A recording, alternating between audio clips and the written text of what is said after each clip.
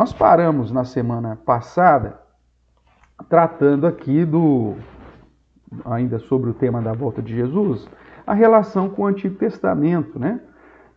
E vimos lá em Gênesis, capítulo 1, verso 14, que fala da criação dos luminares, do sol, da lua, das estrelas, com um objetivo bastante definido. Eu convido você a relembrar comigo essa passagem, que você abra lá, portanto, em Gênesis, capítulo 1, verso 14.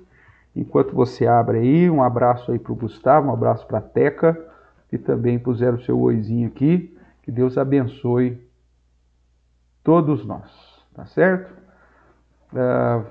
Vamos lá, irmãos. Gênesis, capítulo 1, verso 14. Vai dizer assim: Disse também Deus, haja luzeiros no firmamento dos céus, para fazer separação entre dia e noite. A ideia, né, da rotação da terra. E sejam eles para sinais, esses luzeiros no firmamento, né? Sejam eles para sinais, esse é o principal objetivo. Para estações, e nós vimos que esse termo aqui traduzido por estação, mesmo que aponte de certa forma para estações do ano, ele tem algo muito mais importante. Essa palavra refere-se aos encontros, ao calendário festivo de Deus e às datas definidas por Deus para o cumprimento da sua vontade, das suas promessas. O chamado Moed, ou Moedim, que é a mesma palavra utilizada lá em Deuteronômio 23, que é traduzido lá por convocações. Então a ideia aqui é que os sinais, os luzeiros sirvam para sinais, para convocações, né? O povo de Israel, através do calendário lunisolar, ele sabia o dia que começava o ano e, consequentemente, os dias das festas solenes, das 7 festas, em especial das 3 festas de peregrinação, a Páscoa, Pentecostes e Tabernáculos. E essas convocações se davam justamente pelo movimento que Deus estabeleceu do cosmos. E também para definição de dias e anos. E aqui, então, dias e anos que engloba mais especificamente a questão das estações do ano. Tudo bem? Então, esteja atento aí. Dito isso, irmãos, nós vimos que, além das festas, dos sinais nos céus, as estações, os dias, os anos, tudo serve para marcar esses compromissos de Deus com o seu povo, essas convocações. Dá uma olhadinha lá comigo em Levítico 23.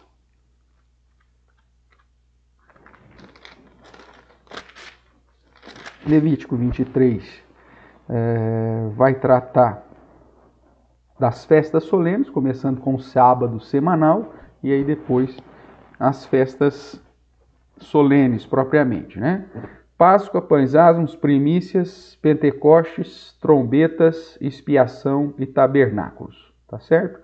Fora essas 7 festas e o sábado semanal, durante a tradição foram agregados aí pelo menos mais 2 festas durante a história, inclusive a festa de Purim, que é a libertação do povo de Israel nos dias da rainha Esther, e também o Chanukah, que é a libertação do povo de Israel dos gregos, né? Em especial, o Chanukah, Jesus participa, né? É uma festa de inverno, uma festa que aponta para a chegada da luz. Nós já estudamos isso aí tudo, tá certo? Mas o que eu quero chamar a sua atenção aqui em Levítico, no capítulo 23, se você abriu lá, os versos 1 e 2 já nos é suficiente, depois ele vai confirmando isso na sequência do capítulo. Tá certo? Então vamos lá, diz assim: Disse o Senhor a Moisés: Fala aos filhos de Israel e dize-lhes: As festas fixas do Senhor que proclamareis serão, esse termo, santas convocações, né? Então, essa convocação aqui, esse termo traduzido por convocação, é justamente a mesma palavra lá de Gênesis, capítulo 1, verso 14. Lá foi traduzido por estações, aqui por convocações. E essa é a ideia de compromissos que Deus marcou com o seu povo. E os luminares é que serviam para confirmar ao povo qual era a data exata que Deus havia determinado e confirmado aí para as suas convocações, tá bom? Então isso vai se repetir no verso 3, né? Santa Convocação. Depois lá no verso 8, você vai ver também: mais 7 dias oferecereis oferta queimada ao Senhor, ao 7º dia haverá Santa Convocação. Então são esses compromissos que Deus marcou, essas convocações são os moed, o moedim, que é o mesmo termo lá de Gênesis, capítulo 1, verso 14. As estações, os dias e anos, então, ditam regras para a manifestação de Deus em cumprir, inclusive, as suas promessas. O próprio Deus disse que os luzeiros serviriam de sinais, ok? Então, é lógico que com o passar do tempo nós perdemos isso, né? E ainda mais num período tecnológico que vivemos, a gente muito pouco importa para as questões dos luzeiros, e a gente perde muitas vezes algumas manifestações que servem de sinais. O povo de Israel está mais atento a isso, os antigos estavam talvez um pouco mais atentos a isso. Você vê que, por exemplo, no nascimento de Jesus, o oriental, de um modo geral, os magos, né, o oriental, de um modo geral, está mais atento a esses sinais. E por isso, então, os magos identificaram corretamente o sinal do nascimento do Messias, o nascimento do rei de Israel. Então, a chegada do rei. Veja que o povo de Israel passou desapercebido para isso, mas Deus traria esse sinal. Depois, o próprio Jesus disse que quando estivesse próximo à sua volta, esse sinal voltaria, o sinal do Filho do Homem, né? Então, veja, sinais nos céus. Então, tudo isso aponta para o cumprimento também das promessas do Senhor. Nós vimos que, além de guardar o sabat, o dia do descanso, né? Deus também havia dado outra ordenança sobre os dias e anos, né? Vamos dar uma olhadinha aqui, já lá em Êxodo 23, nós estamos aqui em Levítico 23, volte um pouquinho aí, para Êxodo 23,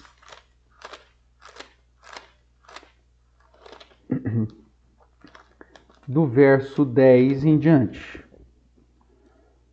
que é o registro logo na sequência do sábado e das 3 festas, mas antes Deus deu uma ordenança para o povo de Israel, ok?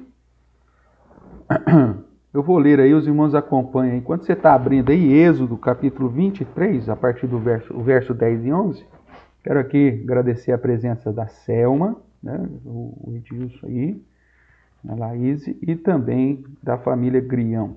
Tá joia? Deus abençoe vocês. Abriu aí então, irmãos? Êxodo 23? Vamos lá então. Diz assim a palavra: 6 anos semearás a tua terra e recolherás os seus frutos. Porém, no 7º ano, a deixarás descansar e não a cultivarás, para que os pobres do teu povo achem o que comer, e do sobejo comam os animais do campo. Assim farás com a tua vinha e com o teu olival.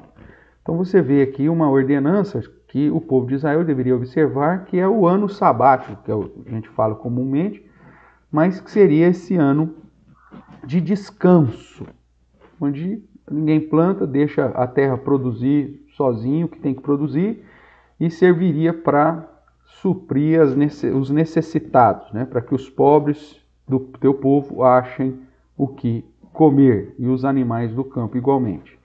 Então veja, com isso Deus estava ensinando ao povo ao princípio que ele já tinha, de certa forma, apontado lá nos dias de José do Egito, né? Que Deus estabeleceu ciclos durante toda a história da humanidade. E geralmente esses ciclos são marcados num período de 7 e 7 anos. Né? Os estudiosos que não têm muito essa visão bíblica, os estudiosos principalmente das questões econômicas, porque aqui está tratando das questões econômicas, a questão da plantação, a questão da colheita, a questão do suprimento social, né? Do descanso da terra. Nós sabemos hoje, aqueles que trabalham com agricultura, da importância da rotatividade, né, da terra, do descanso da terra, ou de pelo menos deixar a terra produzir uma certa cultura que vai trazer descanso e ao mesmo tempo renovar nutrientes e tudo mais. Hoje em dia se faz isso.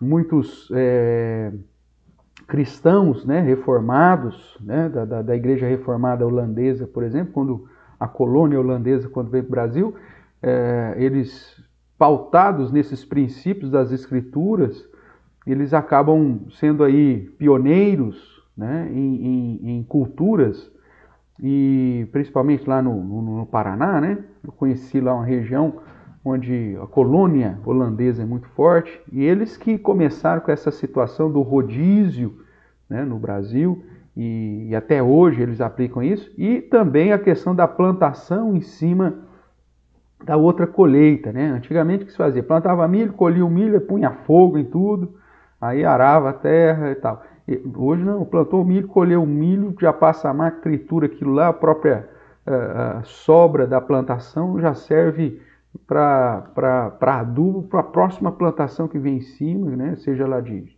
feijão, de soja, sei lá do que for. Então, essa rotatividade, irmãos, o próprio Deus já havia estabelecido muito tempo atrás, e esses ciclos, né? Tanto do tempo da terra quanto das questões econômicas, também Deus já estabeleceu.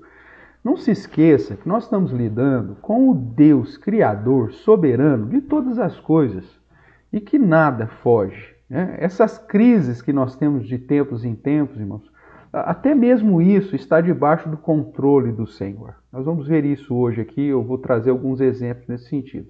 Se você observar, talvez nesses últimos anos tenha ficado muito clara essa ideia de um ciclo, né? Principalmente as questões econômicas, porque é isso que está tratando essa determinação. O descanso da terra, para aumentar a produtividade, e para a ideia vou colocar entre aspas aqui, da poupança, porque eles tinham que produzir em 6 anos o suficiente para guardar para o 7º ano que eles não plantariam, né?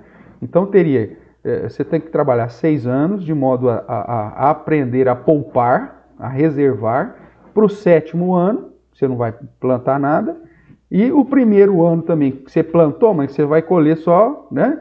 Então você tinha que ter ali todo um mecanismo de administração, de dependência, de cuidado, de pensar, de planejamento, né? As pessoas têm muita dificuldade quanto a essa questão do planejamento, acha que o planejar é ir contra o padrão de Deus. As pessoas, eu escrevi há muito tempo atrás, inclusive um texto sobre planejamento, onde os cristãos de hoje falam assim, não, basta cada dia o seu próprio mal, o amanhã pertence ao Senhor, como se o planejamento fosse proibido. A Bíblia nunca proibiu o planejamento. O que a Bíblia proíbe é você ficar ansioso com o dia de amanhã. O que a Bíblia proíbe é a ansiedade, não o planejamento. Deus sempre induziu e conduziu e ensinou o seu povo a planejar, né? A própria criação do mundo, o plano de salvação, foi planejado pelo próprio Deus. Quando você olha para Noé, Deus planejou a construção da arca. Quando você olha para José do Egito, foi planejado para passar aqueles anos de escassez. Quando você vai para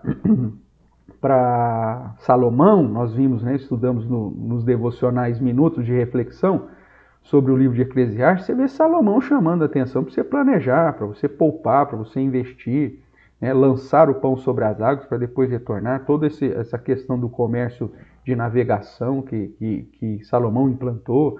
Então, planejamento é necessário.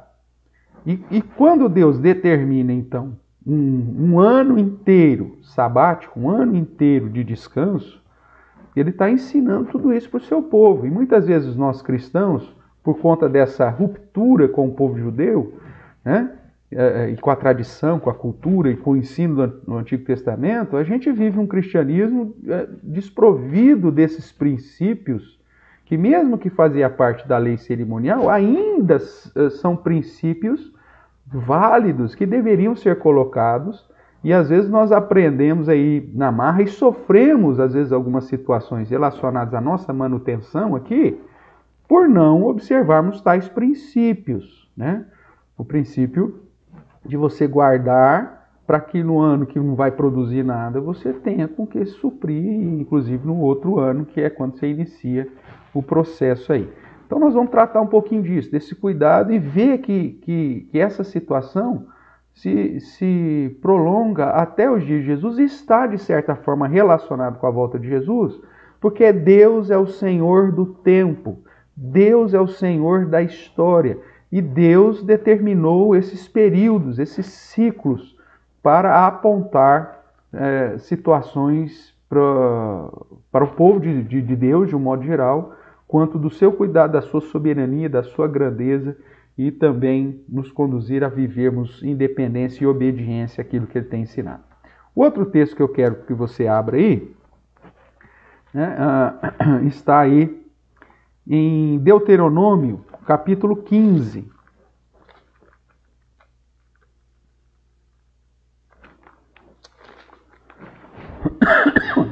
Deuteronômio, capítulo 15, o verso 1 e 2.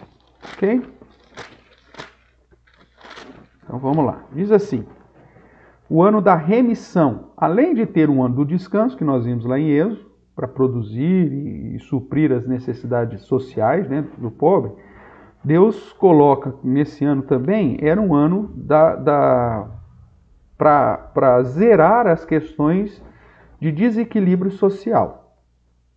Ok? Então veja aí. Ao fim de cada 7 anos, fará remissão. O que é isso? Este, pois, é o modo da remissão. Todo credor que emprestou ao seu próximo alguma coisa, remitirá o que havia emprestado. Não o exigirá do seu próximo ou do seu irmão, pois a remissão do Senhor é proclamada. Ok? Então, veja que nesse período de 7 anos, a cada 7 anos, Deus, no final do 7º ano, se porventura houvesse alguma dívida, essa dívida teria que ser perdoada, zerada. Põe na conta do Senhor. Bem isso mesmo. Então, dentro da cultura judaica, essa questão dos contratos sempre respeitavam esse período aí de 7 anos. Porque se ficasse alguma coisa para o outro ano, teria que voltar tudo. Se você perdeu as suas terras em dívidas durante esse ano, no final de 7 anos teria que ser devolvido para você. Dessa maneira, Deus mantinha o equilíbrio social, a divisão, a distribuição de renda, né, a manutenção financeira do seu povo, né, servindo aí como um teto, servindo aí como um freio, né, para que alguém não se tornasse lá senhor de todos os outros e o povo voltasse a ser escravo. Então nós vemos aqui um princípio da palavra de Deus, dessa manutenção da igualdade, da distribuição, né, equilibrada dos bens, das terras e das oportunidades. Isso é fantástico, irmãos. Né? Se nós, como cristãos, tivéssemos, inclusive na influência, hoje já não temos mais, mas no período que tivemos influência nas leis e na formação do sistema ocidental e até mesmo do capitalismo, tivéssemos obedecido esses critérios, né, não chegaríamos aí possivelmente nesse capitalismo selvagem que nós vemos, onde muitos se enriquecem, outros empobrecem e essa distribuição de renda e de riquezas se torna uma situação quase que impossível de ser realidade. Mas Deus se preocupou com isso. E Deus diz que era assim que ele faz. E dessa forma que o povo tinha que obedecer, senão Deus viria e faria isso de um jeito ou de outro. Deus daria sua forma para fazer as suas situações. Por isso que nós vemos que em vários momentos há uma mudança, né, das riquezas em mãos. Parece que uma potência está indo, pum, veio uma ação que ninguém sabe por que aconteceu, nós sabemos que é a ação soberana de Deus, e que de repente então há mudança, inclusive das riquezas para as mãos que o Senhor mesmo estabelece. Tá joia? Esse ano sabático é chamado então de Shemitah, de uma maneira bem simplista aí, né, na transliteração, na pronúncia. Então, o Shemitah é esse ano sabático onde a produção deveria ser sanada para suprir as necessidades dos pobres e também, no final desse período, teria que ter a remissão, o perdão das dívidas e o retorno às propriedades de quem de direito. Tá certo? Vamos tentar entender então sobre esse Shemitah e ver a relação desse Shemitah com a volta de Jesus. Tá joia? Que é o nosso tema aqui principal. Se você tiver uma dúvida, é só colocar aqui no nosso chat. Então, o Shemitah refere-se ao ano do descanso da terra e para suprir as necessidades do pobre e gerar equilíbrio financeiro e social. Ok? Acontecia então no 7º ano, era um ciclo de bênção quando fosse guardado ou de maldição quando fosse desobedecido. Quando a ganância do povo, o homem desprezava essa questão da remissão das dívidas e o ano do descanso da terra, por conta, vamos produzir, temos que aumentar tal, Deus enviava pragas e maldição para mostrar para aquele povo que a dependência não estava na sua própria força, mas no cuidado e na geração e manutenção e na providência que vem do Senhor. É incrível que o homem ele tem a capacidade de pensar que ele tem domínio sobre alguma coisa, né? Eu mesmo me lembro que na transição nossa para ir para o Senegal, como missionário, né? Humanamente falando, nós estávamos saindo do país, vendo o que estava acontecendo no mundo, de certa forma, Europa, África, né? Ásia, e aí vendo o Brasil com uma projeção fantástica, né? Não só minha, mas os próprios economistas mundiais punham o Brasil como sendo aí a grande força emergente. Não sei se você se lembra, eu não vou lembrar agora qual que é a revista, não sei se foi na FOB, que tinha a figura do Cristo Redentor assim como foguete, né? Aquela capa assim que o Cristo Redentor representando obviamente o Brasil, e um foguete saindo fogo, né? Como se ele estivesse subindo, mostrando o potencial que o Brasil teria e que os países emergentes de certa forma teriam. E aí então todo mundo estava ali animado com isso. Nós teríamos Olimpíadas, depois Copa do Mundo, isso geraria divisas, recursos para o Brasil, dólares entrando de montão, e todo mundo animado. E nós estávamos indo embora. Falou, nós vamos viver a melhor década aqui no Brasil. E de repente, meu irmão, começa quedas e quedas, não só no Brasil, mas em todo o mundo. E de repente aquilo que parecia ser, é lógico que tem também o fator da corrupção, né, do homem, essa ganância terrível que está no coração do homem, mas aquilo que parecia que estava nas mãos dos economistas e que estava dando tudo certo, de repente minguou. Então esse ciclo, na verdade, é estabelecido pelo próprio Deus. Deus é quem estabelece ciclos para manutenção de todas as coisas. É isso que eu quero que você entenda, e inclusive o período para o retorno de Jesus, para a volta de Jesus. Isso não está solto. Deus estabelece tudo. Se ele estabelece ciclos, inclusive para a manutenção do homem e da terra, quanto mais das suas promessas. Ok? O Léo aqui compartilhando aí sobre essa questão do capitalismo, né? A visão de Max Weber que distorce o protestantismo. Na verdade, Weber não conhece nada do protestantismo. Se você quer conhecer a visão correta, né, do protestantismo no que trata a questão comercial, mercantil, tem um livro de André Bieler, não sei se é assim que pronuncia, o Pensamento Econômico e Social de Calvino, né? que descreve então a visão protestante da relação comercial, da relação de emprego, da manutenção social, da responsabilidade do Estado, da responsabilidade da igreja. Esse livro, sim, é um livro interessante para você que tem desejo de conhecer um pouquinho sobre o protestantismo e a visão comercial do protestantismo, e que dá de 10 a 0 aí na visão de Max Weber, que está totalmente distorcida em relação ao protestantismo. Vale a pena você ler, se você tiver interesse. O Pensamento Econômico e Social de Calvino é um livro um pouquinho extenso, mas muito legal, até para a diaconia, né? Para entender sobre o trabalho da diaconia da igreja, é algo interessante. Obrigado, Léo, pela colaboração. E vamos lá então, irmãos. No final do ano Shemitah, as dívidas eram perdoadas, as propriedades eram devolvidas de acordo com a divisão que Deus já havia feito na terra prometida lá para as tribos. Ok? No último dia do ano Shemitah, era decisivo então para que o povo observasse a ordenança da remissão das dívidas e a devolução aí das propriedades. Tudo bem?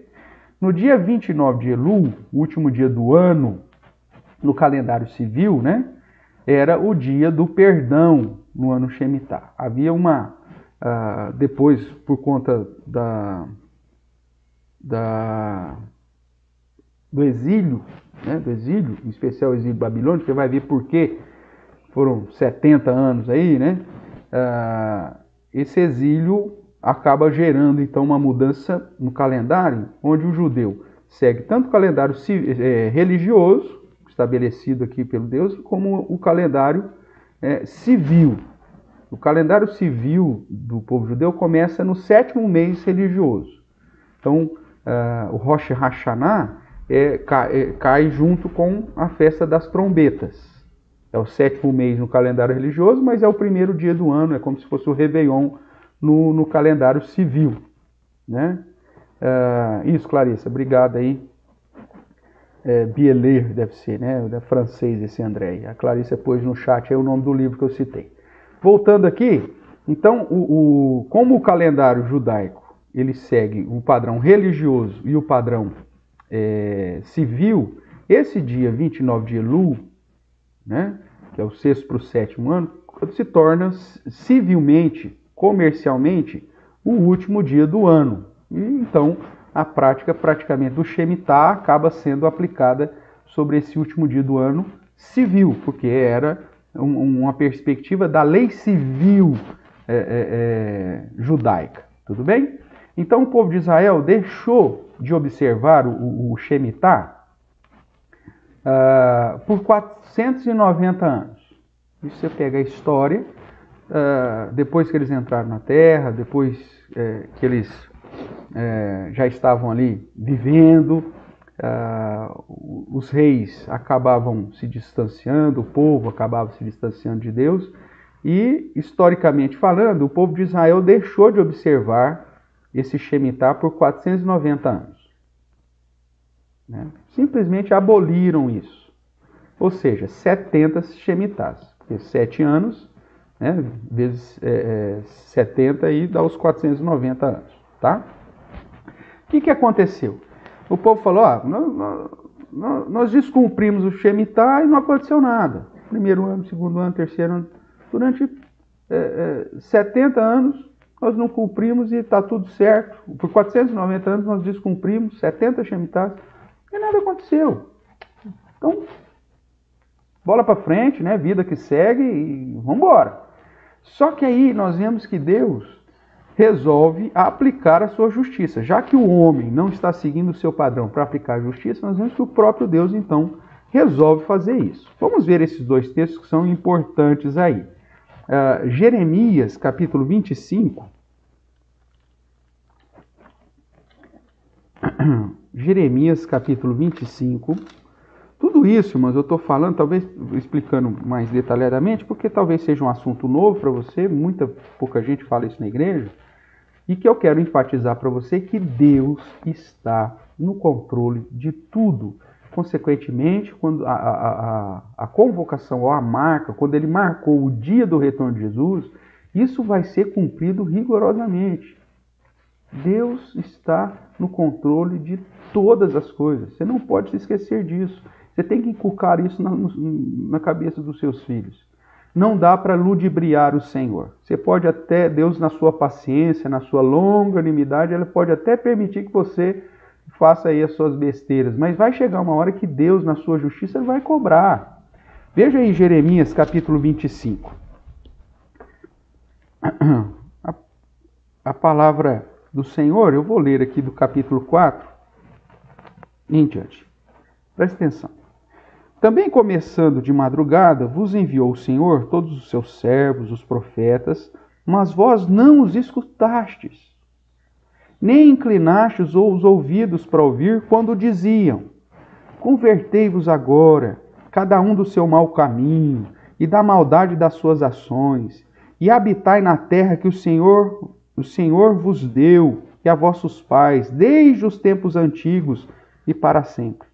Não andeis após outros deuses para os servirdes e para o adorardes, nem me provoqueis a ira com as obras das vossas mãos.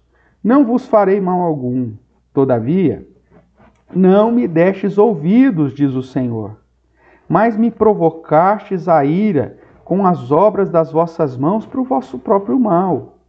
Portanto, assim diz o Senhor dos Exércitos: visto que não escutastes as minhas palavras, eis que mandarei buscar todas as tribos do norte, diz o Senhor, como também a Nabucodonosor, rei da Babilônia, meu servo, e os trarei contra esta terra, contra os seus moradores e contra todas estas nações em redor, e o destruirei totalmente, e os porei por objeto de espanto e de assobio e de ruínas perpétuas. Farei cessar entre eles a voz do folguedo e da alegria, e a voz do noivo e da noiva, e o som das mós e da luz do candeeiro. Toda essa terra virá a ser um deserto, e um espanto. Essas nações servirão ao rei da Babilônia 70 anos. Então aqui nós temos a declaração da queda, né, do juízo de Deus sobre o povo de Israel, né, porque o povo não estava dando ouvidos à palavra do Senhor. Deus tinha mandado os profetas, Deus tinha mandado os servos para pregar a palavra, mas o povo não estava ouvindo. Olha, pratica isso, o povo não estava praticando. E aí então Deus determinou que a Babilônia viria destruir e levaria esse povo cativo por 70 anos. Tudo bem? Agora, por que os 70 anos? Vamos fazer uma conexão aqui, uma harmonia, né, entre os textos, agora com 2 Crônicas 36. Volte lá no começo da Bíblia, aí com calma lá, não tem problema, a gente espera. Segundo livro das Crônicas, 36. O último capítulo aqui. O verso 20, está dentro do cativeiro aí, né? Da seção da perícope que fala do cativeiro de Judá.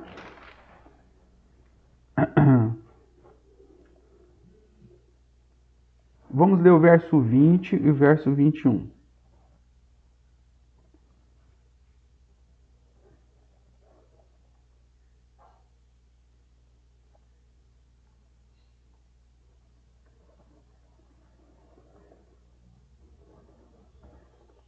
Veja aqui, vou ler então segundo livro das Crônicas, capítulo 36, verso 20 em diante. Tá bom? Diz assim: os que escaparam da espada, a esses levou ele para a Babilônia, onde se tornaram seus servos e de seus filhos, até o tempo do rei da Pérsia. Está falando do exílio babilônico.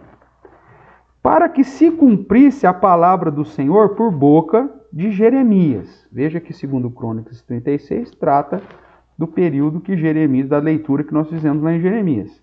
Até que a terra... Veja, por que Deus levou o povo de Israel 70 anos na Babilônia? até que a terra se agrade dos seus sábados.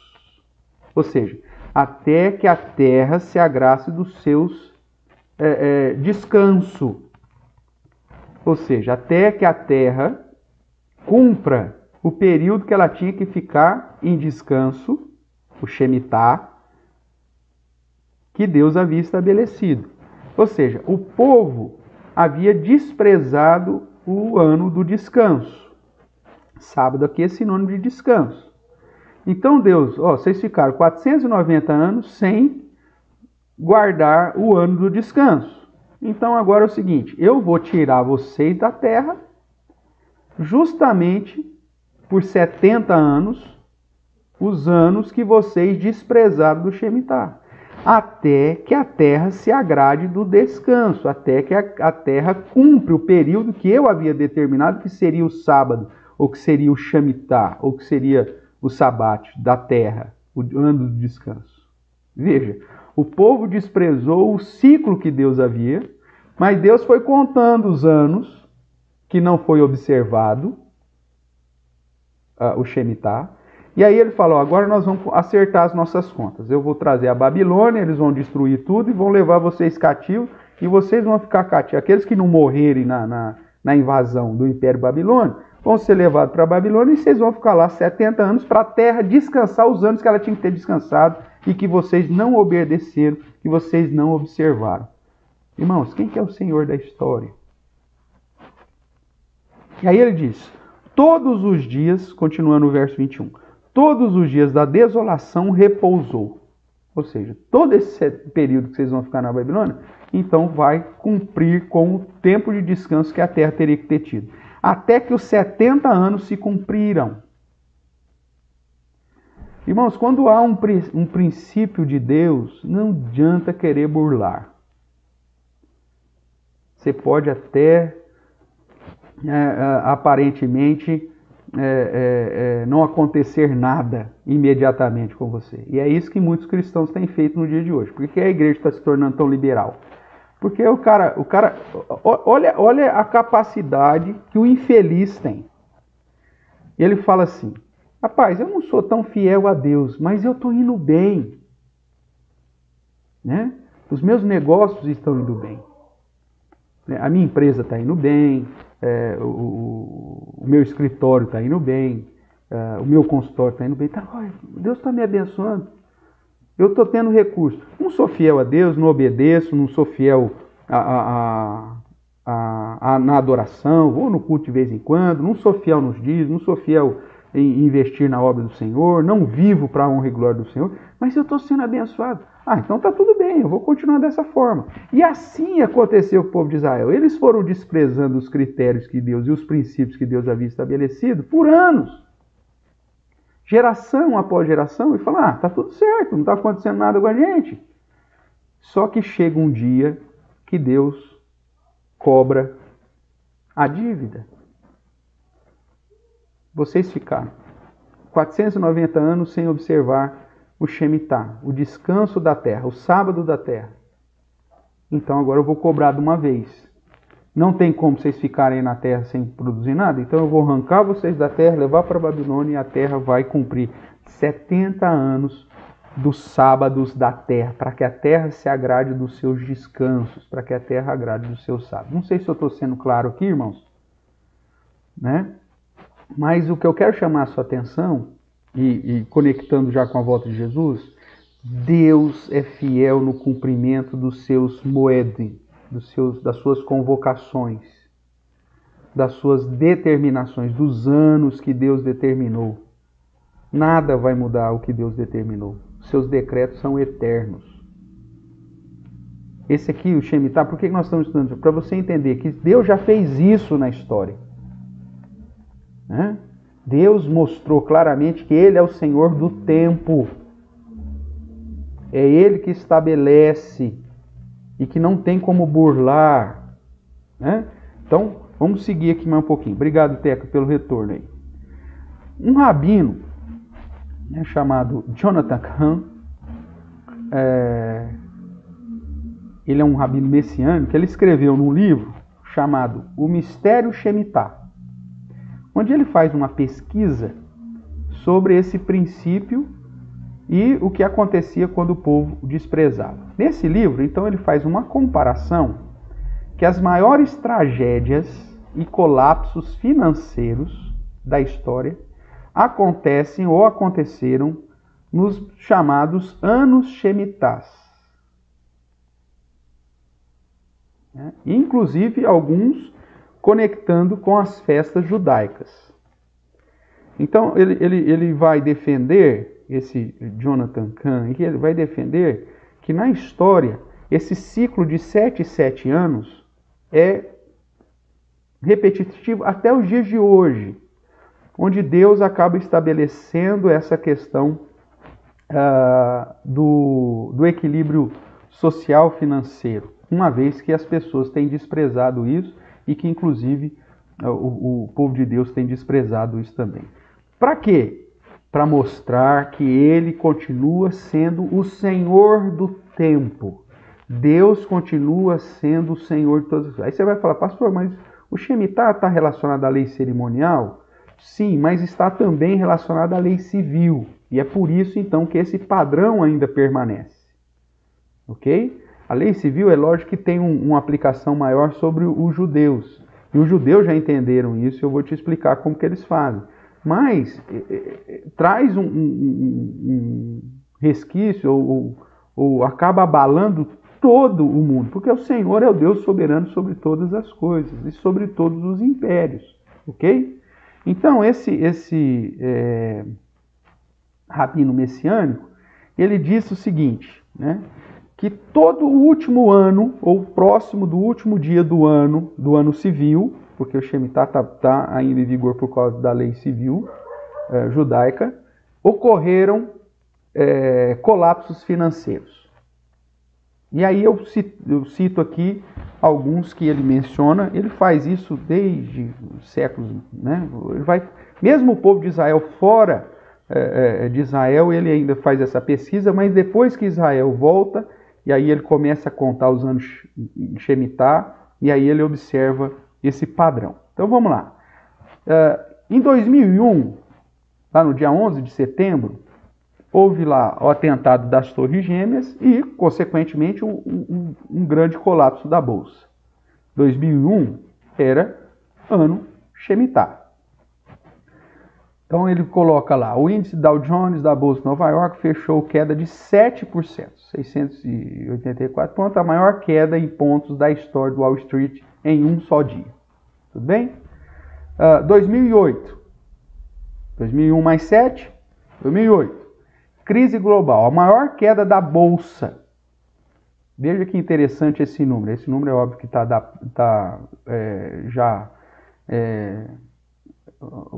os centavos, os pontos aqui após a vírgula, né, já estão atualizados, mas 777,7 pontos no dia 29 de setembro de 2008, 29 de Elul, o último dia do ano civil para o povo judeu. A quebra lá dos tigres asiáticos, acho que foi coisa assim. Depois, você tem aí 2015, lembrando que o calendário judaico é lunisolar, então vai mudando, né? É diferente do nosso, mas aí você tem, no próximo ano Shemitah, a pior queda da Bolsa Chinesa, dia 25 de agosto, que era 29 de Elul daquele ano. Aí, citando lá, as bolsas asiáticas afundaram nessa segunda-feira, 24, preocupados com a deterioração da economia chinesa, dos esforços da autoridade para tentar tranquilizar os investidores. Xangai liderou a queda, o índice composto da bolsa chinesa caiu 8,49 a 3.209, está perto de zerar os seus ganhos neste ano. Ou seja, remissão, meu amigo. O chinês ganha muito dinheiro, Deus vai lá, quebra a conta dele, e aí os investidores internacionais, têm os seus ganhos zerados perto da economia chinesa. Foi a maior queda diária desde o auge da crise financeira em 2007, 2007 tinha sido a última crise, né, que gerou a queda de 2008, e o pregão, o índice chegou a perder 9%. Então isso aqui são notícias, né, da época. Então tá aí, inclusive, a citação aí Isso, Léo, obrigado. 2008 foi o mercado imobiliário nos Estados Unidos, 2015 os tigres asiáticos. Então veja, irmãos, a cada 7 anos, ou a cada Shemitah, você vê uma situação de quebra, né? E não só sobre o judeu, mas sobre todo o mundo. O judeu, ele percebeu isso desde quando ele voltou para Israel. E o que acontece? Por que hoje boa parte da riqueza do mundo está na mão de judeus? Porque ele está atento a esses critérios Shemitah. Deus é que comanda todas essas coisas, inclusive as questões financeiras. Há uma prática, inclusive, comum dos judeus, que quando está chegando perto do dia 29 de Elul, aqueles que têm ações, vendem todas as suas ações. Principalmente quando está perto do ano Shemitah, é o 7º ano, vai vir quebra. Ele vende tudo. Espera a queda, no dia seguinte ele compra tudo lá mais barato, e aí dobra, triplica, e por aí vai o seu patrimônio. Critérios de Deus na história. Deus é soberano, inclusive, sobre a economia mundial, meu irmão. É isso que eu quero dizer para você. Um outro fator importante a cada período de 7 anos, ou Shemitah, né? Ou seja, 7 vezes, né? 7 Shemitahs são 49 anos. O ano, segundo Levítico 25, o 50º ano, então, é chamado de ano do jubileu. Quer ver sobre isso? Veja lá Levítico 25. Levítico 25.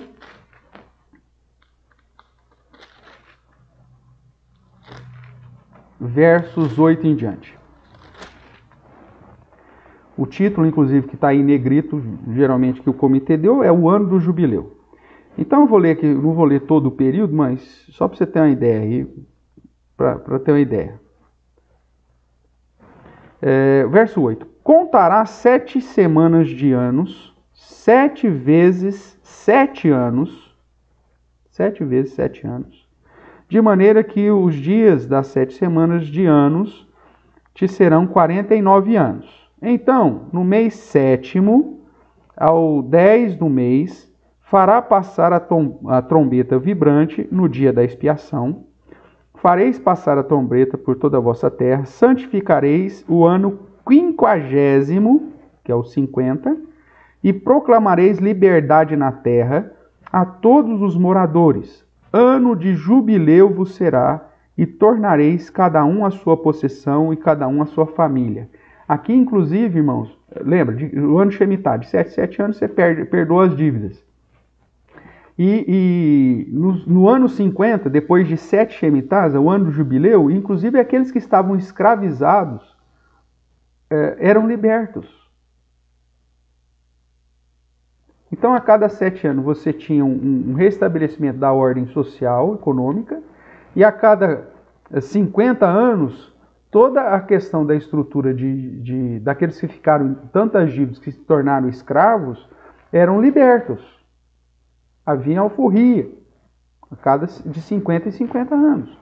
Então, o ano 50º vos será jubileu. Não semeareis, nem cegareis o que nele nascer de si mesmo, nem nele colhereis as uvas das vinhas não podadas, porque é jubileu, santo será para vós outros o produto do campo, comereis. Neste ano de jubileu, tornareis cada um a sua possessão. Quando venderes alguma coisa ao teu próximo, ou comprares a mão do teu próximo, não oprimas teu irmão. Segundo o número dos anos, desde o jubileu comprarás do teu próximo, e segundo o número de anos das messes, ele venderá a ti. O valor, inclusive, das propriedades era de acordo com o tempo que falta para o jubileu. Falta 10 anos para o jubileu. Então, o valor da terra relaciona-se a 10 anos. Por quê? Porque no ano do jubileu, essa terra tem que voltar para o proprietário inicial. Manutenção das tribos de Israel. Manutenção da propriedade, do direito à propriedade, né? O direito à liberdade, o direito à vida, o direito à propriedade, né, Duda? Duda, nós tratamos disso essa semana lá. conversando. Então Deus havia estabelecido um sistema para tornar isso possível. Só que o pecado humano acabou mudando tudo isso. E aí então Deus aplica o juízo, trazendo 70 anos os 70 anos sobre a Babilônia. Quando nós olhamos para o contexto próximo, né, 2015, 2016 é o ano do jubileu judaico. E foi o primeiro jubileu dentro, na verdade o segundo, né, questão de 47, né?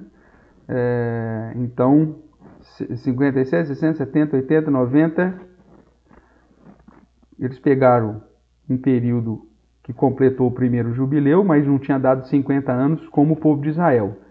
Esse ano de jubileu aqui, 2015, 2016, foi o primeiro 50 anos completos já como povo de Israel que retornou para a Terra Prometida, né? E, se você se lembra, foi o período lá que deu a quebra da bolsa, né? Zerando lá praticamente.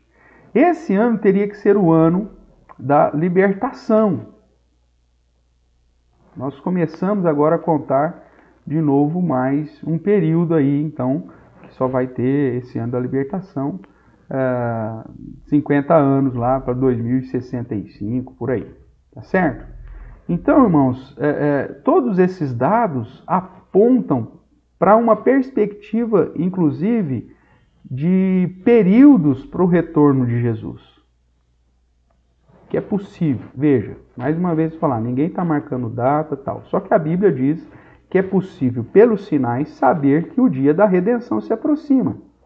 E todos esses detalhes da palavra de Deus, dentro dessa harmonia do Evangelho, da harmonia da Bíblia, precisam se fechar para que a gente possa entender se é um período que está próximo ou não. E tudo conduz a esse período de proximidade. Se você for contar, né, 67, quando Israel reassume o controle de Jerusalém, né? Então você tem 77, 87, 97, 2007, 2017. Então você tem os 50 anos com a tomada de Jerusalém. Esse é o primeiro jubileu depois da tomada de Jerusalém. Isso, historicamente, sobre o povo de Israel, é importantíssimo. E aponta, irmãos, que agora, nessa contagem, vai chegar um período também desse ano do jubileu, que cai justamente na festa da expiação, que é a festa do perdão, ou da libertação total. Imagina a alegria que é o ano do jubileu para aqueles que durante os 50 anos perderam, se tornaram escravos, perderam tudo que tinham, perderam a terra. E aí agora é o dia da libertação e eles podem voltar, né? Pais voltando para suas casas, para suas famílias, porque estavam escravos e agora pode retornar para o convívio familiar, adquirindo novamente a propriedade que lhes pertenciam. Então é dia de festa, é dia de libertação. Cai justamente no dia do perdão, né? O Yom Kippur daquele ano.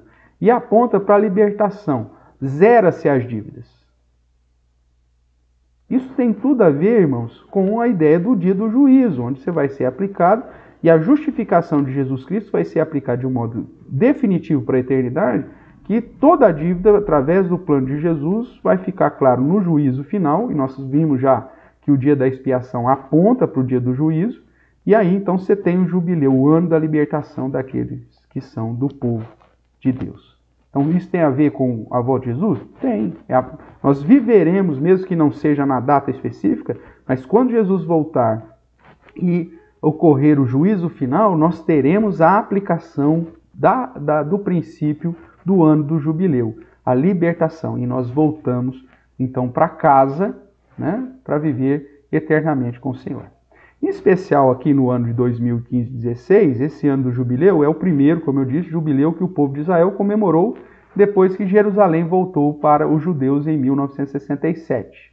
que também foi o ano do jubileu, mas como eles foram criados, renasceram em 47, eles só tinham 20 anos.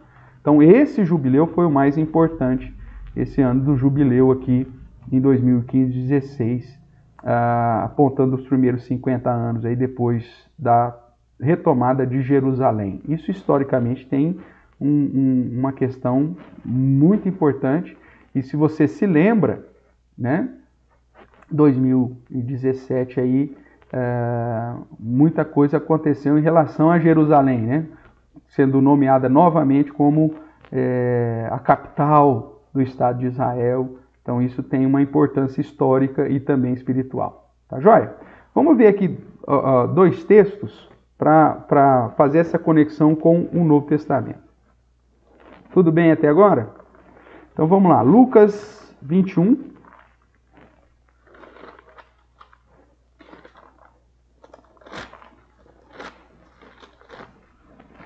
Lucas 21, verso 28 e depois do 36. Nós estamos aqui na parábola da figueira, uma parábola escatológica, ok?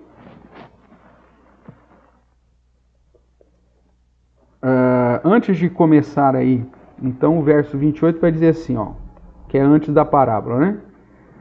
Ora, ao começarem essas coisas a suceder, ou seja, tudo aquilo relacionado à grande tribulação, relacionado aos princípios da dor e tudo mais, exultai e erguei a vossa cabeça, porque a vossa redenção se aproxima. Irmãos, toda vez que nós vemos Deus agindo na história e mantendo o seu padrão, a sua fidelidade na história e dominando sobre todas as coisas, o homem pensa que ele é livre de Deus, mas ele está debaixo dessa soberania de Deus. Todas essas situações devem conduzir ao coração do crente em Cristo Jesus a essa exultação, porque a cada dia nós estamos mais perto do retorno do Senhor, da volta de Jesus, e consequentemente do cumprimento do Senhor. E tudo isso que nós mencionamos aí hoje aponta para que Deus continua sendo o Senhor de toda a história, de todo o mundo, de todas as questões sociais, financeiras, econômicas, tudo está nas mãos do Senhor. É Deus quem direciona tudo. Quem diria que em 2020 nós passaríamos por essa pandemia? Não é verdade? As coisas mudam assim, de um dia para o outro. O Senhor, na sua soberania, permite situações acontecendo constantemente, e de repente nós estamos vivendo um Shemitah forçado, né? Quantas situações nós tivemos que abrir mão e deixar de produzir, e a terra descansa, porque nós não temos como necessariamente fazer. Ao mesmo tempo você vê Deus cuidando de outras áreas, né? O Brasil aí está com a perspectiva de uma colheita recorde. O negócio, a visão do homem é tão comercial que o pessoal já está vendendo a produção do ano que vem a preços altíssimos. Porque o homem acha que ele tem a capacidade de determinar as coisas, mas não é Deus. Eu fico imaginando, né, essas grandes nações que já compraram a produção do Brasil de 2021. E tem alguns já negociando a produção de 2022. E veja, 2021 para 2022 teria que ser ano Shemitah. Cuidado, isso é loucura. E aí nós temos um revés aí na história, que já foram demonstrados de tantos e tantos tempos, e aí as pessoas ficam, puxa vida, o que está acontecendo? Deus falando para você, sou eu que cuido de todas as coisas. Siga os meus princípios. Se eu mandei você descansar, descanse. Se eu mandei você produzir, produza. Se eu mandei você ir, você vai. Se eu mandei você ficar, você fica. Deus comandando todas as coisas. O verso 36, ele diz assim, ó, o verso 36, dentro da parábola da figueira, que nos exorta a vivermos os nossos dias até o retorno de Jesus em vigilância. Vigiai, pois, a todo tempo, orando, para que possais escapar de todas essas coisas que têm de suceder e estar em pé na presença do Filho do homem. Então veja, se você olhar para o verso 34, que vai fazer uma conexão melhor para você entender do que eu estou falando, o verso 34 vai dizer assim: acautelai-vos por vós mesmos, para que nunca vos suceda que o vosso coração fique sobrecarregado com as consequências da orgia, da embriaguez e das, presta atenção agora, preocupações deste mundo. E para que aquele dia não venha sobre vós repentinamente como um laço, pois há de sobrevir a todos os que vivem sobre a face de toda a terra.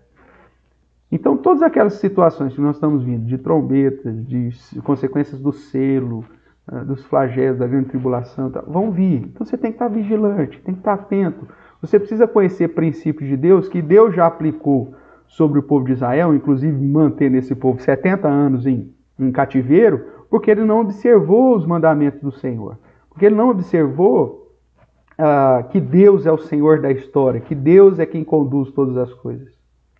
Irmãos, nós somos impotentes.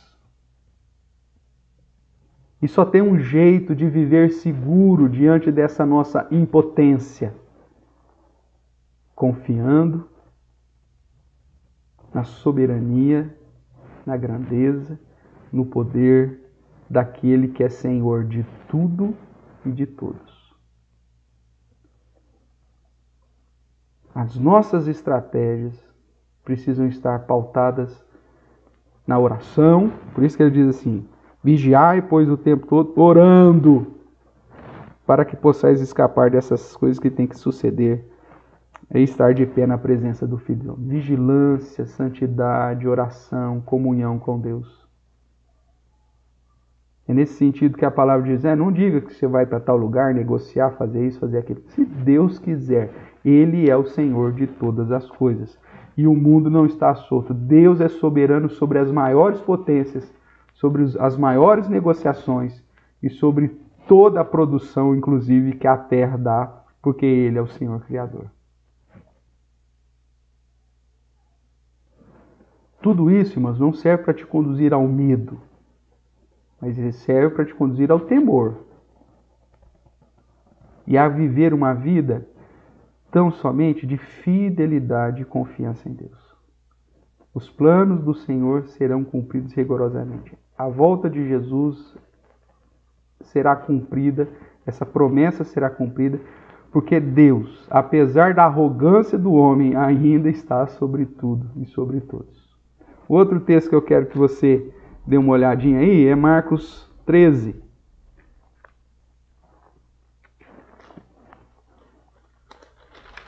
Marcos capítulo 13, verso 29. Que é a repetição aí, de certa forma, da parábola da figueira. Verso 29 e 30. Marcos 13, verso 29 e o verso 30. Diz assim: assim também vós, quando virdes acontecer essas coisas, todos os sinais que ele já havia mencionado, né, e a questão do renovo de Israel, do cumprimento da restauração de Israel, quando virdes acontecer essas coisas, sabei que está próximo às portas. O que está próximo? O fim, a volta de Jesus. Em verdade eu vos digo que não passará essa geração sem que tudo isso aconteça. Aquilo que nós temos enfatizado. O fato de Israel ser reorganizado como nação, voltar para Israel, assumir o controle, né, mesmo que seja parcial, de Israel, a questão da queda lá dos 5 primeiros reinos, a queda do 6º reino, a chegada do 7º reino por pouco tempo, e aí é o 8º reino, que procede dos outros, ou seja, essa miscelânea de todos, né? Provavelmente pode até apontar para esse sistema aí, ou para a Organização das Nações Unidas, não sei, porque procede das outras, essa autoridade. São detalhes, irmãos, que apontam para o fato de que Deus está aplicando a sua grandeza sobre todas as coisas. O fato de vivermos o primeiro jubileu e de de 7 em 7 anos, você vê um ciclo econômico fazendo com que Israel, que não era nada até 47, se transformasse agora numa das grandes potências mundiais, inclusive financeiramente falando. Isso é Deus na condução de todas as coisas. É lógico que hoje nós, crentes em Cristo Jesus, fazemos parte da mesma oliveira que Israel. Não há essa distinção mais de Israel e igreja. Mas Israel, como povo, ainda continua sendo o reloginho de Deus, né? O termômetro de Deus. Então nós precisamos estar atentos. E tudo isso nos conduz a entender que Deus continua no controle. Até nessa questão dos ciclos econômicos e até mesmo nessas situações de grandes prejuízos e grandes riquezas passando de mão para mão. Tudo isso está diante do cuidado, da soberania do Senhor. O que tem a ver então com a volta de Jesus? Para a gente finalizar. Todas as características anunciadas por Jesus como sinais da sua volta estão se cumprindo, irmãos. Vamos lá. Deixa eu abrir aqui esse slide aqui para você, aí na sua tela. Né? Você já deve estar cansado de ver minha cara aqui. Então vamos lá. Todas as características anunciadas por Jesus como sinais da sua volta estão se cumprindo. Primeira coisa que ele diz. Seria como os dias de Noé, dias de violência e corrupção. Tá aí. Ok? O que mais?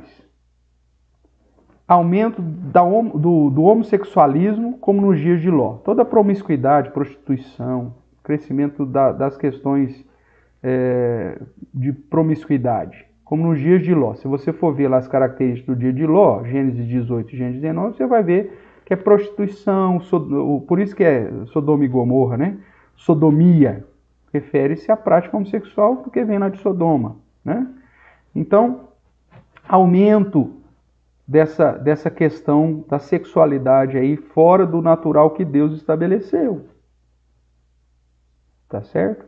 Isso aqui não tem nada de ser homofóbico, irmão. Isso aqui é uma constatação, tá certo? Independente disso, o ser humano mesmo, pecador, qualquer outro pecado, merece o respeito, todo mundo, ninguém está desrespeitando ninguém, estamos simplesmente demonstrando que é uma característica dos últimos dias.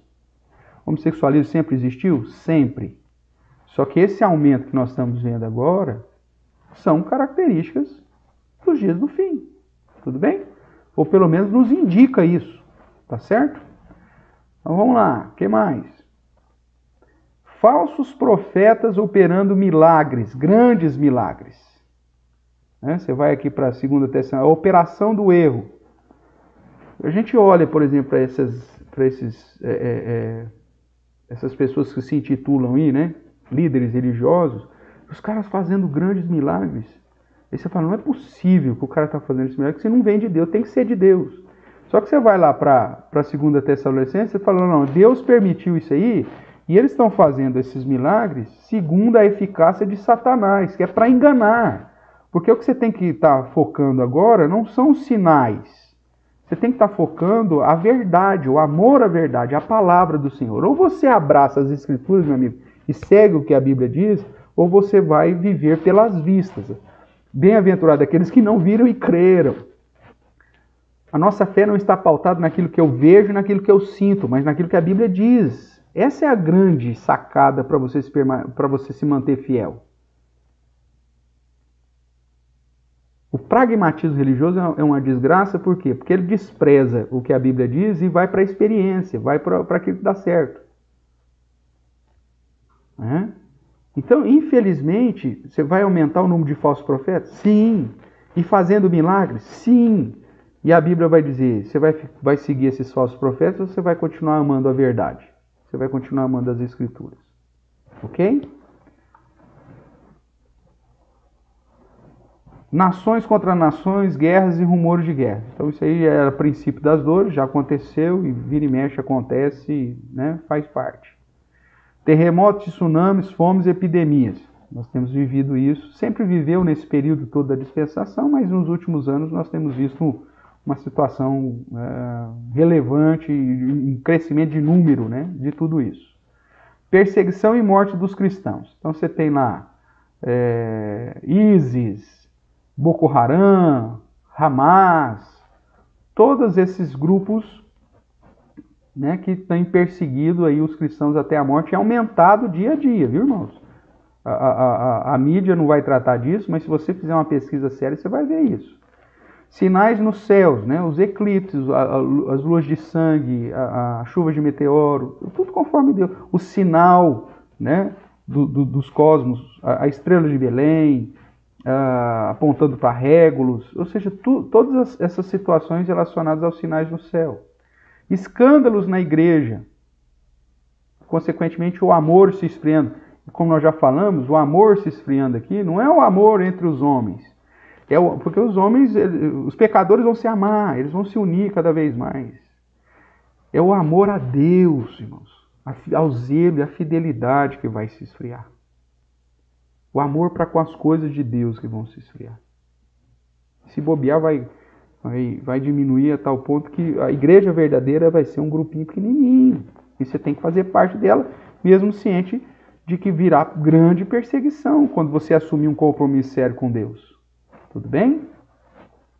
Se Deus permitiu que você vivesse nessa geração, é porque Ele sabe que você tem tutano para aguentar aí e se manter firme. Vamos lá. Amor se esfriando, né, como eu acabei de falar. Avanço missionário, o evangelho chegando, né, a todas as nações. Já há uma perspectiva que durante esse período não precisa ser tudo ao mesmo tempo. Né? O cristianismo não tem que dominar a terra. O mundo inteiro é cristão. Não. Mas ele já esteve presente e já alcançou pessoas de todas as nações. Existe na internet, eu não vou saber te citar agora, uma animação que pega desde o primeiro século até os dias de hoje o avanço do cristianismo entre as nações. E aí ele vai pintando, né? E vai recuando. É lógico que tem hora que os países se tornam cristãos, dali a pouco vem o islamismo, cresce, tarará. Mas essa animação mostra que o cristianismo chegou a todas as nações já. Para Jesus voltar, ele tem que ter, no mínimo, um representante de cada etnia. Porque haverá representante de todas as nações, povos, tribos e línguas. Não tem que ser todos ao mesmo tempo no ano de 2020. Se houve um convertido da etnia tal, lá no ano 200, acabou. Já tem o representante, meu amigo. A igreja já alcançou. O avanço missionário já foi. Um grande erro que as pessoas têm sobre isso é que falam, o evangelho vai chegar em todas as nações. Pensa que todo mundo, em todas as nações, o cristianismo tem que ser a religião oficial, predominante e maior. Não. O objetivo é Deus alcançar os seus eleitos. Se tiver um de cada nação, já é o suficiente, meu. E isso, historicamente, já foi. É lógico que nós estamos esperando completar o número dos eleitos. Por isso que não chegou ao fim ainda. É isso que Pedro disse. Tá? E outra coisa que não está aqui, que eu até mencionei com a Valdívia essa semana, que é, deixa eu ver se de cabeça agora eu lembro, que é o texto lá que Paulo vai tratar em Tessalonicenses. Deixa eu abrir aqui, irmãos, que é o seguinte: quando você ouvir falar de paz, virá grande destruição. 1 Tessalonicenses capítulo 5, verso 3. Abra lá, por favor. Então, além dessas características que eu já apontei aqui, tem mais essa. Eu vou ler aqui. 1 Tessalonicenses capítulo 5, verso 1. Irmãos, relativamente aos tempos e às épocas, não há necessidade que eu vos escreva, pois vós mesmos estáis inteirados com precisão de que o dia do Senhor vem como ladrão, ou seja, vem de modo inesperado, tarará. De noite. Tá? É lógico que Paulo, certamente, essa geração de cristãos tinha algumas informações que o próprio Paulo havia dado, que ele foi impedido de escrever, porque Deus falou que não era para ele revelar. Se ficou sob incumbência de João, que trouxe depois o Apocalipse. E aí o verso 3, Paulo nos dá aqui uns flashes, né? E ele nos dá aqui mais uma característica do dia, da proximidade, da época da volta de Jesus. Presta atenção aqui no verso 3. Quando andarem dizendo, paz e segurança, eis que lhes sobrevirá repentina destruição, vem como as dores de parto a que está para dar à luz, e de nenhum modo escaparão. Veja, você tem características de aumento de guerras, tarará, papapá, né? Nações contra nações, rumor de guerra, tarará, aumento da violência, da corrupção. E aí depois Paulo vem e fala, olha, vai ter gente falando em paz. Em que sentido? Mais uma vez, temos que olhar para Israel. Quer ver um outro exemplo dos nossos dias? Dessa semana, cumprimento profético. Os Estados Unidos da Arábia, o reino da Arábia, né? Decretou paz a Israel e começou a relação diplomática com Israel. São 7 caifados, se não me engano, né? Que é o Arábia Saudita, o reino saudita reunido e tal. São 7. Veja que eles tinham, os muçulmanos, eles tinham um pacto, né, os chamados 3 nãos, né? Não ao reconhecimento de Israel, não ao comércio com Israel, não à ajuda, qualquer coisa a Israel. Eu não vou lembrar aqui exatamente, depois você pesquisa. E aí você tem o Egito, que fazia parte disso, já decretando paz já há um tempo atrás. A Jordânia, paz há um tempo atrás. E agora, esses 7 caifados. Inclusive, já iniciando o contrato diplomático e já propondo parcerias de tecnologia, de investimentos, de viagens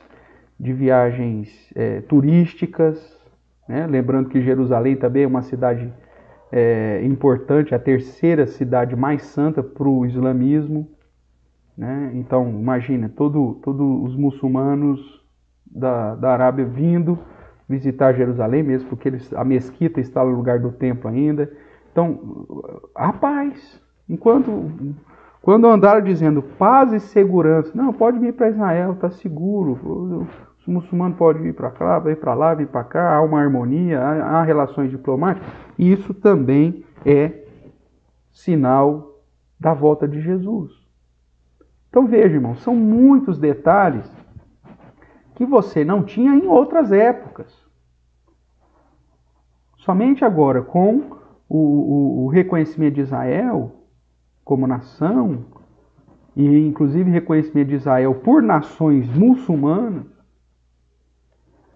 aponta porque estamos numa época ou num tempo, no mínimo, diferente. Se ainda não é a última geração, porque talvez precise de alguns outros elementos, mas que estamos muito perto. E aí você não pode dar bobeira. Você, como crente em Cristo Jesus, você tem que se aproximar de Deus mais, você tem que se fortalecer em Deus mais, você tem que investir nas coisas de Deus mais, você tem que estar atuante com a obra do Senhor, adorando a Deus, ou seja, vigilante em oração, em comunhão, em santidade com Deus. É isso que, quando nós olhamos para as Escrituras e olhamos para o mundo, é o que nós enxergamos. Um período, um tempo e uma época que aponta para a soberania de Deus em cumprir com as suas promessas e sinais se cumprindo de tal forma que o crente, apesar das dificuldades, tem que se permanecer fiel, vigilante, obediente, santo e exultando, porque o dia, a cada dia mais, se aproxima.